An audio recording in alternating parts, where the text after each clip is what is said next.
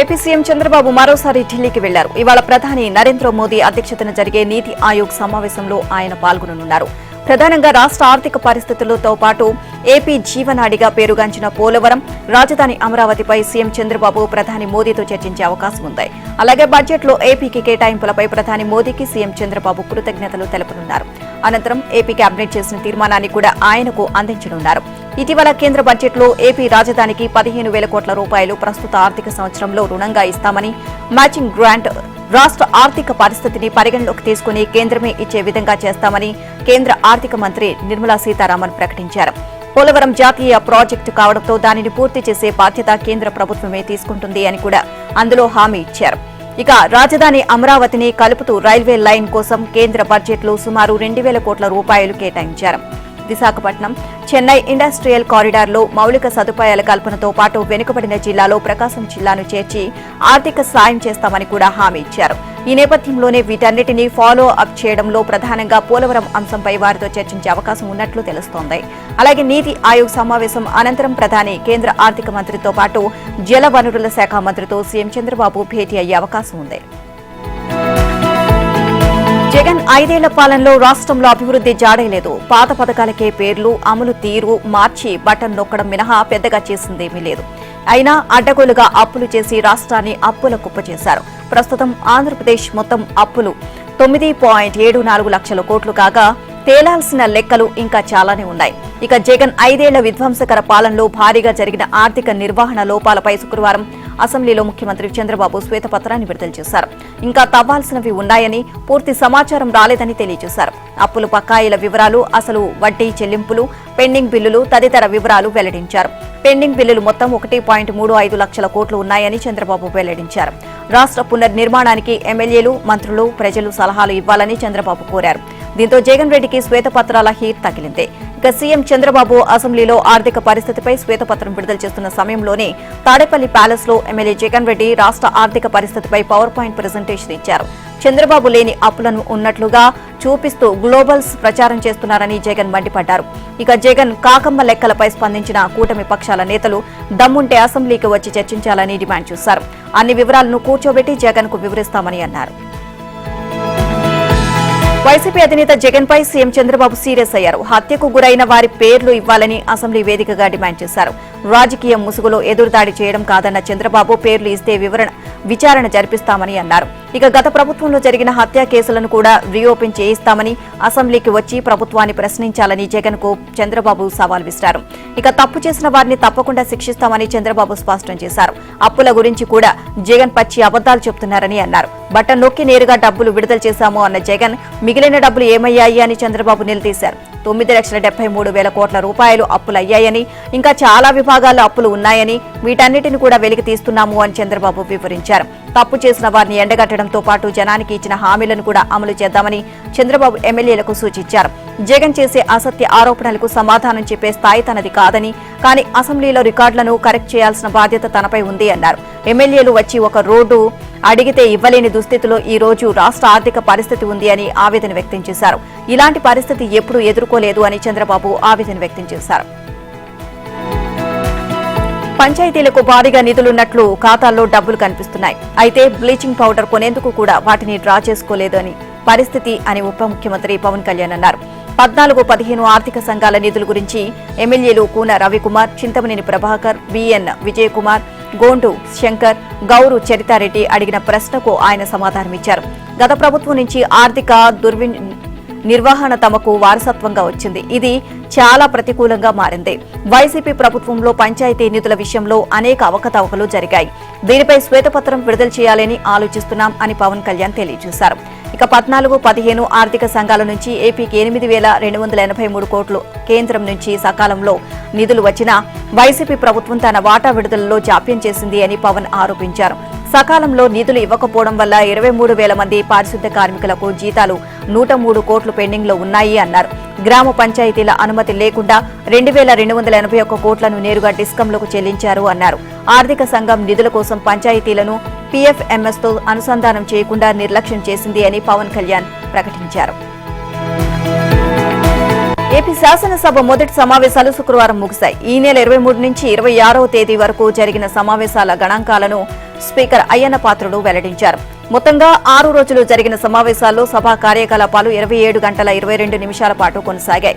2 బిల్లులను సభలో ప్రవేశపెట్టగా ఆ 2 ఆమోదం పొందాయి అని స్పీకర్ వివరించారు. ఇక ఈ సమావేశాలు విజయవంతంగా ముగిశాయని పేర్కొన్న స్పీకర్ అయ్యన్న పాత్రుడు శుక్రవారం మధ్యాహ్నం 3 గంటల 18 నిమిషాలకు సభను నిరవధికంగా వాయిదా వేశారు.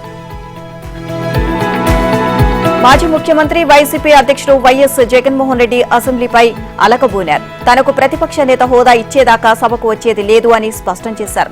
అసెంబ్లీ జరిగినన్ని రోజులు అదే సమయంలో బయట మీడియాతో మాట్లాడతానని తెలిపారు. శుక్రవారం ఆయన తాడేపల్లి ప్యాలెస్ లో విలేకరులతో మాట్లాడారు. ప్రతిపక్ష నేత హోదా ఇస్తే ముఖ్యమంత్రి ఎంత సమయం మాట్లాడితే అంతే సమయం తనకు ఇవ్వాల్సి వస్తుంది అన్నారు. ప్రతిపక్ష నేతగా తాను చేయి ఎత్తితే వెంటనే స్పీకర్ మైక్ ఇవ్వాలి అన్నారు. ఇచ్చి ఉంటే ముఖ్యమంత్రి చంద్రబాబు శాసనసభలో విడుదల చేసిన శ్వేతపత్రాలకు ధీటుగా సమాధానం చెప్పేవాణ్ణి అని అన్నారు. తనకు ప్రతిపక్ష నేత హోదా ఇవ్వనందుకే తాడేపల్లి నివాసంలో జర్నలిస్టులతో మాట్లాడుతున్నాను అని జగన్ పేర్కొన్నారు. రాష్ట్రంలో 52 రోజులుగా రాక్షస పాలన సాగుతోంది అని ఆక్రోశించారు. 8 మందిపై అత్యాచారం జరిగింది. 4 హత్యకు గురయ్యారు. వినుకొండలో వైసీపీ కార్యకర్త రషీద్ను నడి రోడ్డుపై హత్య చేశారు. రషీద్ కుటుంబాన్ని పరామర్శించేందుకు వినుకొండ వెళ్లాను అన్నారు. తాను ప్రభుత్వాన్ని నిలదీస్తే దానిని డైవర్ట్ చేయడానికి మదనపల్లె సబ్ కలెక్టర్ కార్యాలయంలో జరిగిన అగ్ని ప్రమాదాన్ని హైలైట్ చేస్తున్నారు అని జగన్ తెలియజేశారు. మదనపల్లిలో మాజీ మంత్రి పెద్దిరెడ్డి రామచంద్రారెడ్డి, ఎంపీ మిథున్ రెడ్డి ఏదో చేశారంటూ ప్రచారం చేస్తున్నారని, వాళ్లిద్దరూ మంచోళ్లని జగన్ కితాబిచ్చారు. అందుకే పెద్దిరెడ్డి 7 సార్లు ఎమ్మెల్యేగా, మిథున్ రెడ్డి 3 సార్లు ఎంపీగా గెలిచారు. వాళ్లను అబాసుపాలు చేయాలి అని ఇలాంటి ప్రచారాలు చేస్తున్నారు అని జగన్ మండిపడ్డారు.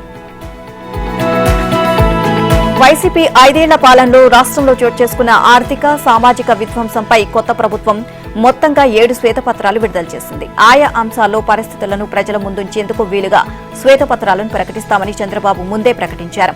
అమరావతి, పోలవరం, విద్యుత్, సహజ వనరులు, మద్యం, శాంతి భద్రతలు, ఆర్థికంపై వాస్తవాలను ప్రజల ముందుంచారు.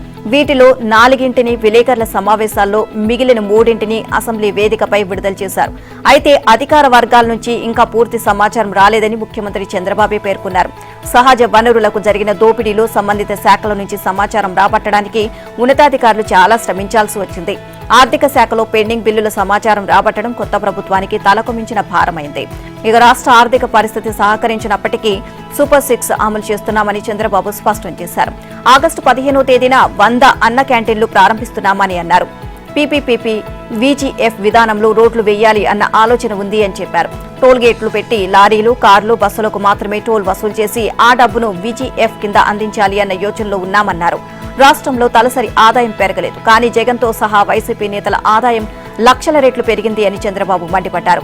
జగన్ హయాంలో జరిగిన అవినీతి విధానాలను అంతర్జాతీయ యూనివర్సిటీలో కేస్ స్టడీస్ గా తీసుకున్నారంటే పరిస్థితి ఎలా ఉందో అర్థం చేసుకోవాలి అని చంద్రబాబు తెలియజేశారు. రాష్ట్రంలో రాక్షస పాలన సాగుతోంది. రివర్స్ పాలన నడుస్తోంది. బాధితులపైనే పోలీసులు హత్యాయత్నం కేసులు పెడుతున్నారు. పోలీసులు ప్రేక్షక పాత్ర వహిస్తున్నారు. కొన్నాళ్లుగా జగన్మోహన్ రెడ్డి పదే పదే చెబుతున్న మాటలివి. అవును, ఆయన చెబుతున్నవన్నీ నిజాలే. అయితే 6 నెలల కిందటి వరకు పరిస్థితి ఇలాగే ఉండేది. ఆ విషయాలనే జగన్ ఇప్పుడు చెబుతున్నట్లుంది అని విశ్లేషకులు సరదాగా వ్యాఖ్యానిస్తున్నారు.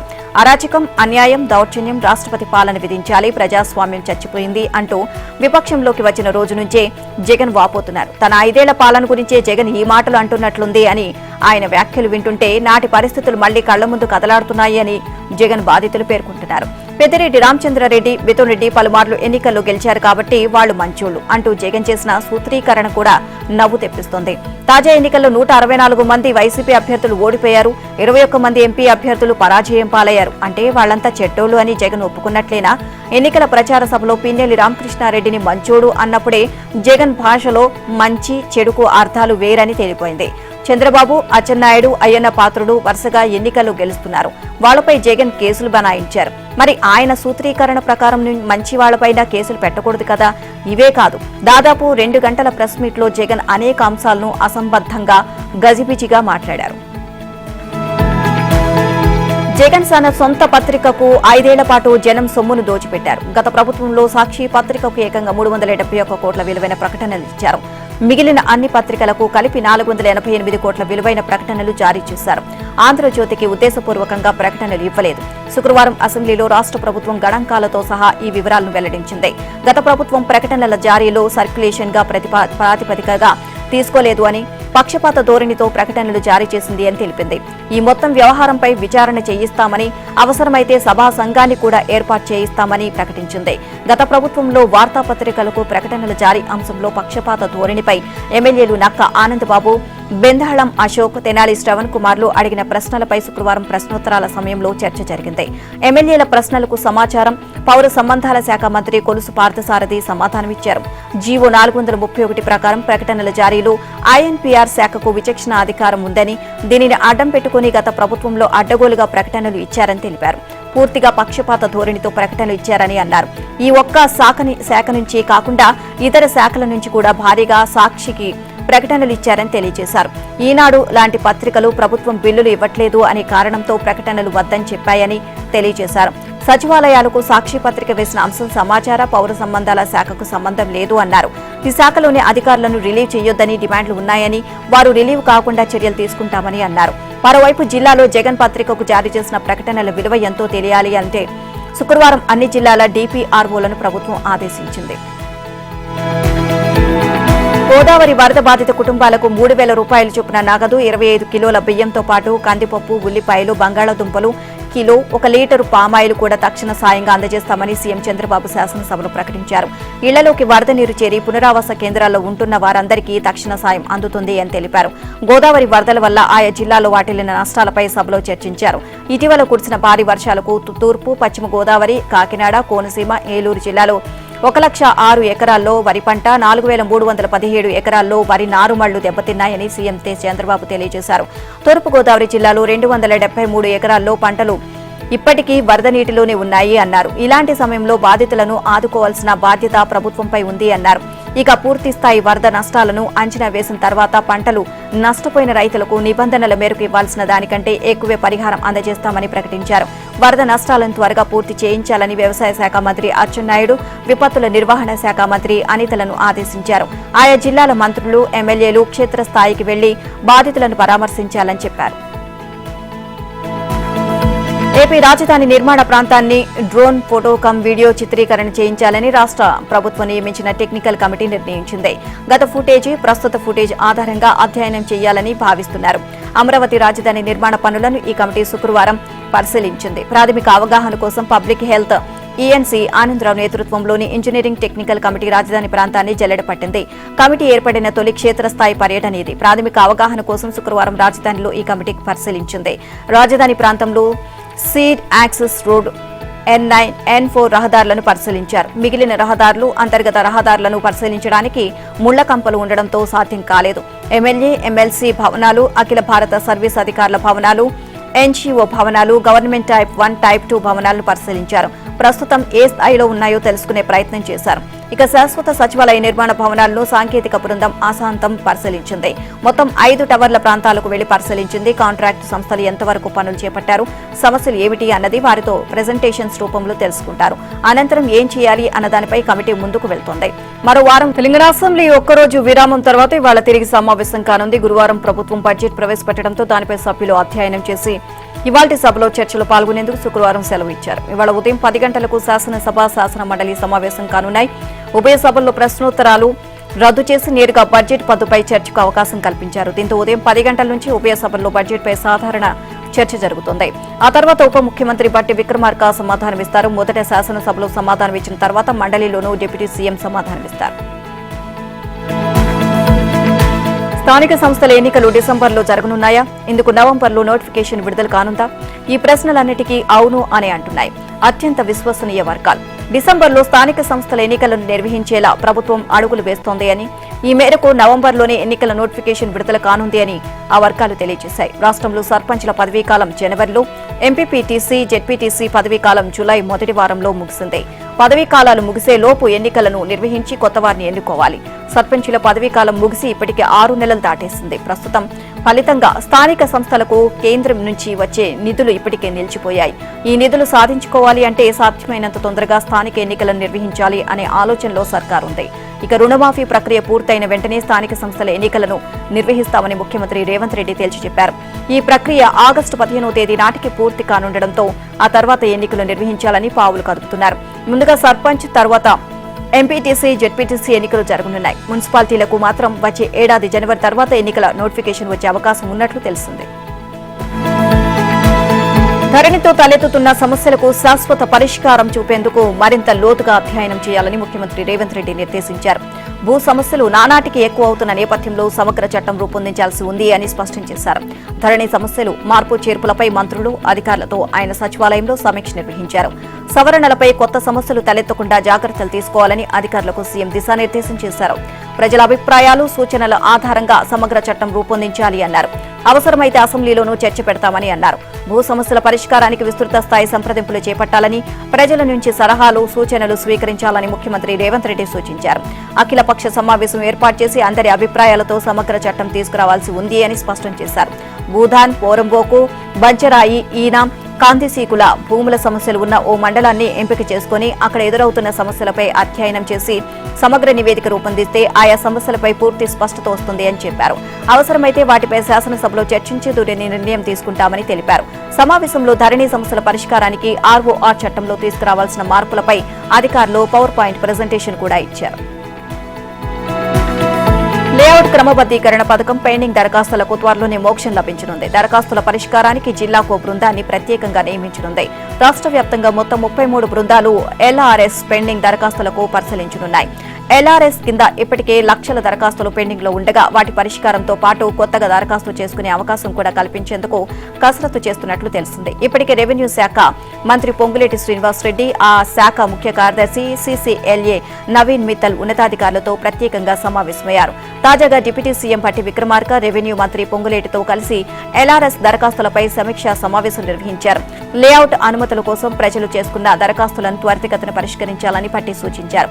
ఇందుకోసం 33 జిల్లాలో ప్రత్యేకంగా బృందాలను ఏర్పాటు చేయాలని, సిబ్బంది కొరత ఉంటే ఇతర శాఖల నుంచి డిప్యుటేషన్ పై తీసుకోవాలి అని చెప్పారు. ఇక ఇదిలా ఉంటే కేవలం ఎల్ఆర్ఎస్ దరఖాస్తు ఫీజు కిందే ప్రభుత్వానికి 257.47 కోట్ల ఆదాయం వచ్చింది. వాటిని పరిష్కరిస్తే ఖజానాకు మరింత ఆదాయం సమకూరుతుంది అని రేవంత్ సర్కార్ భావిస్తోంది. రానున్న 90 రోజుల్లో 30,000 ఉద్యోగాల భర్తీకి పోటీ పరీక్షలు నిర్వహించబోతున్నట్లు ముఖ్యమంత్రి రేవంత్ రెడ్డి తెలియజేశారు. కాంగ్రెస్ ప్రభుత్వం అధికారంలోకి వచ్చాక 90 రోజుల్లో 31,000 మందికి ఉద్యోగ నియామక పత్రాలు ఇచ్చామన్నారు.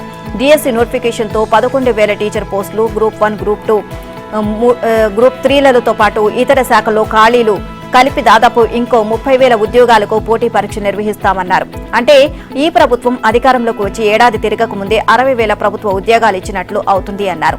ప్రభుత్వంలో ఏర్పడే ప్రతి ఖాళీని జాబ్ క్యాలెండర్ ద్వారా భర్తీ చేయాలి అనేది తమ లక్ష్యం అని రేవంత్ రెడ్డి తెలియజేశారు. నిరుద్యోగులు నిరసనలు, ఆందోళనకు దిగొద్దని రేవంత్ అన్నగా వారికి అండగా ఉంటాను అని సీఎం భరోసా ఇచ్చారు.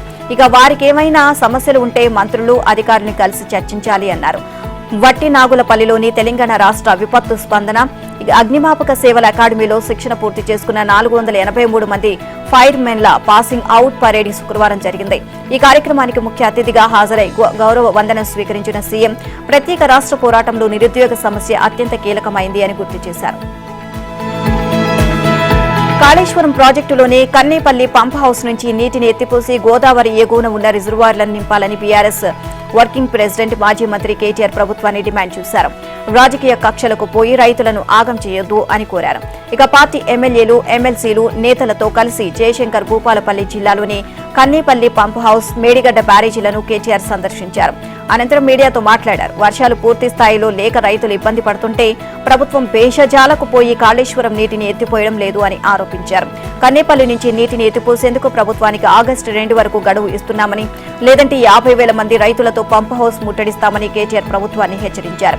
కేటీఆర్ వ్యాఖ్యలపై స్పందించిన రాష్ట్ర నీటిపారుదల శాఖ మంత్రి ఎన్ ఉత్తమ్ కుమార్ రెడ్డి ఎన్డీఎస్ఏ నివేదిక వచ్చేదాకా బ్యారేజీల్లో నీటిని నిల్వ చేయబోము అని స్పష్టం చేశారు. ఇక నేషనల్ డ్యామ్ సేఫ్టీ అథారిటీ చెబితేనే కాళేశ్వరం ప్రాజెక్టులోని బ్యారేజీల్లో నీటిని నిల్వ చేస్తాము అని అన్నారు. ఎన్డీఎస్ఏ సూచనలు పాటించకుండా మేడిగడ్డలో నీటిని నిల్వ చేస్తే బ్యారేజీకి ఏమైనా జరిగితే సమ్మక్క బ్యారేజీ కొట్టుకుపోతుంది అని తెలియజేశారు. దీంతో భద్రాచలంతో పాటు 40 గ్రామాలు నీట మునుగుతాయని, ఏటూరు, నాగారం కూడా ప్రమాదంలో పడుతుంది అని అన్నారు. ఢిల్లీ మద్యం కుంభకోణం కేసులో అరెస్ట్ అయి తిహార్ జైల్లో ఉన్న BRS MLC Kalvakuntla Kavitha judicial కస్టడీని న్యాయస్థానం మరోసారి పొడిగించింది. కవిత కస్టడీపై విచారణను ఈ నెల 31న చేపట్టనున్నట్లు తెలిపింది. ఈ కేసులో సీబీఐ సప్లిమెంటరీ ఛార్జ్షీట్ ను దాఖలు చేయగా అందులో తప్పులు ఉన్నాయని తనకు బెయిల్ ఇవ్వాలని కోరుతూ కవిత ట్రయల్ కోర్టులో పిటిషన్ వేసింది. ఇక CBI chargesheet, Kavitha bail petition రెండింటిపై ఈ నెల 22న విచారణ చేపట్టిన Delhi Rouse Avenue court bail పిటిషన్పై విచారణను ఆగస్టు 5కు వాయిదా వేసింది. ఛార్జ్షీట్ ను పరిగణలోకి తీసుకునే అంశంతో పాటు కవిత జ్యుడిషియల్ కస్టడీని ఈ నెల 26 వరకు పొడిగించింది. అయితే శుక్రవారం ట్రయల్ కోర్టులో ప్రత్యేక న్యాయమూర్తి కావేరీ భవేజా సెలవులో ఉండడంతో విచారణ మరోసారి వాయిదా పడింది. కవిత జ్యుడిషియల్ కస్టడీతో పాటు ఛార్జ్షీట్ ను పరిగణలోకి తీసుకునే అంశంపై ఈ నెల 31న విచారణ చేపట్టనున్నట్లు న్యాయస్థానం తెలిపింది. తెలంగాణలో గొర్రెల సంఖ్య మిస్టరీగా మారింది. అసలు ఎన్ని గొర్రెలు ఉన్నాయి అన్నది చర్చనీయాంశంగా అయింది. ఇక 2013తో పోలిస్తే 2019 నాటికి గొర్రెలు భారీగా వృద్ధి చెందినట్లు గత ప్రభుత్వం లెక్కలు చూపింది. అదే విషయాన్ని రికార్డుల్లోనూ నమోదు చేసింది. కానీ తాజాగా రాష్ట్ర ప్రభుత్వం విడుదల చేసిన సామాజిక ఆర్థిక సర్వేలోని గొర్రెల లెక్కలు మాత్రం దానికి విరుద్ధంగా ఉన్నాయి. 2024 నాటికి గొర్రెల సంఖ్య గణనీయంగా తగ్గిపోయింది. 5 ఏళ్లలో రాష్ట్రంలో పంపిణీ చేసిన జీవాలన్నీ ఏమైపోయాయి అన్నది ప్రశ్నార్థకంగా మారింది. ఇక గొర్రెల పంపిణీ పథకం ద్వారా రాష్ట్రంలో ఉన్న గొల్ల కుర్మలను కోటీశ్వరులను చేస్తాము అని గత ప్రభుత్వం హామీ ఇచ్చింది. అందులో భాగంగానే గొర్రె పిల్లలను కొనుగోలు చేసి లబ్ధిదారులకు అందించింది. 2017లో ఈ పథకాన్ని ప్రారంభించింది. గొర్రెల పంపిణీ పథకం కోసం 5,500 కోట్లు ఖర్చు పెట్టింది. రాష్ట్ర వ్యాప్తంగా 2013లో గొర్రెల సంఖ్య 1,28,35,761గా ఉండగా 2019లో వీటి సంఖ్య 48.78% పెరిగి 1,90,94,836కు చేరింది అని రికార్డుల్లో పేర్కొన్నారు.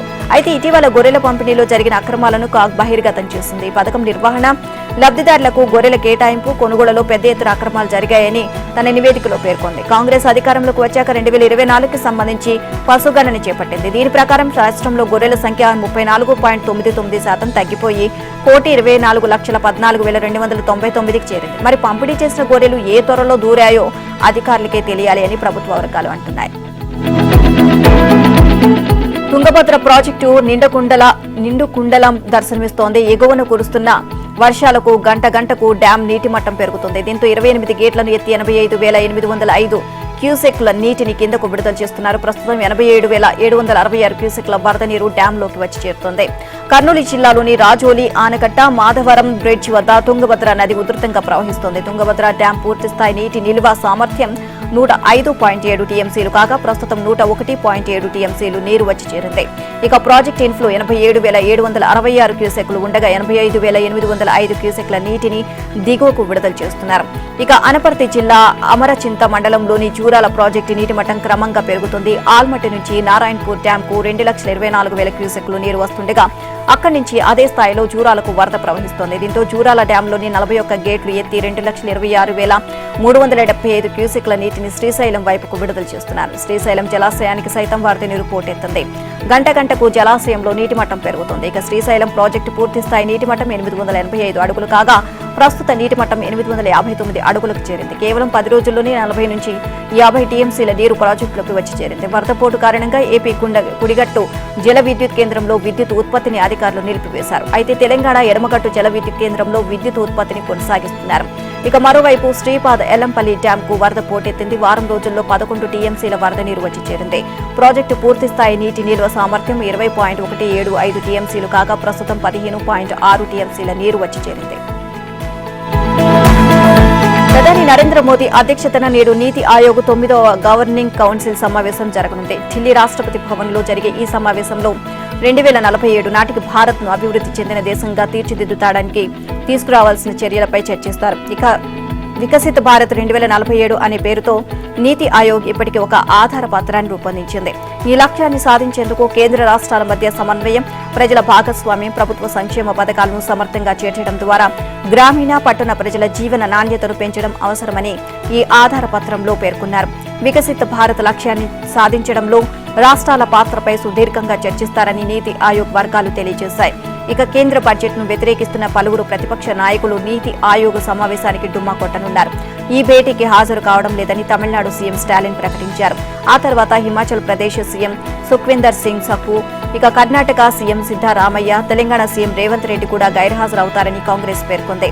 పంజాబ్ సీఎం భగవంత్ మాన్, జార్ఖండ్ సీఎం హేమంత్ సోరెన్ సైతం సమావేశానికి హాజరు కాకూడదని నిర్ణయించారు. కేరళ సీఎం పినరయి విజయన్ తాను ఈ భేటీకి హాజరు కాలేదని మోదీకి ముందుగానే లేఖ రాశారు.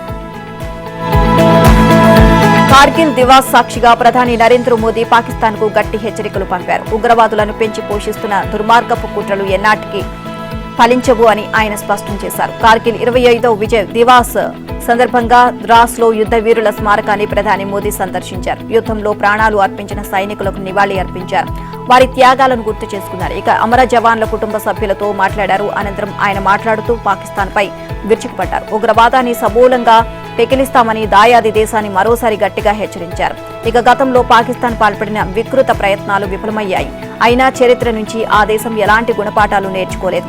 అంతేకాదు ఉగ్రవాదం, ప్రాక్సీ వార్తో ఇంకా మనపై కవ్వింపు చర్యలకు పాల్పడుతూనే ఉంది. ఈ రోజు తాను మాట్లాడే మాటలు ఉగ్రవాదులను తయారు చేస్తున్న వారికి నేరుగా వినపడతాయని మోదీ స్పష్టం చేశారు. ముష్కరులను పెంచి పోషిస్తున్న వారికి తాను చెప్పేది ఒక్కటే, వారి దుర్మార్గపు కుట్రలు ఎన్నటికీ ఫలించవు అన్నారు.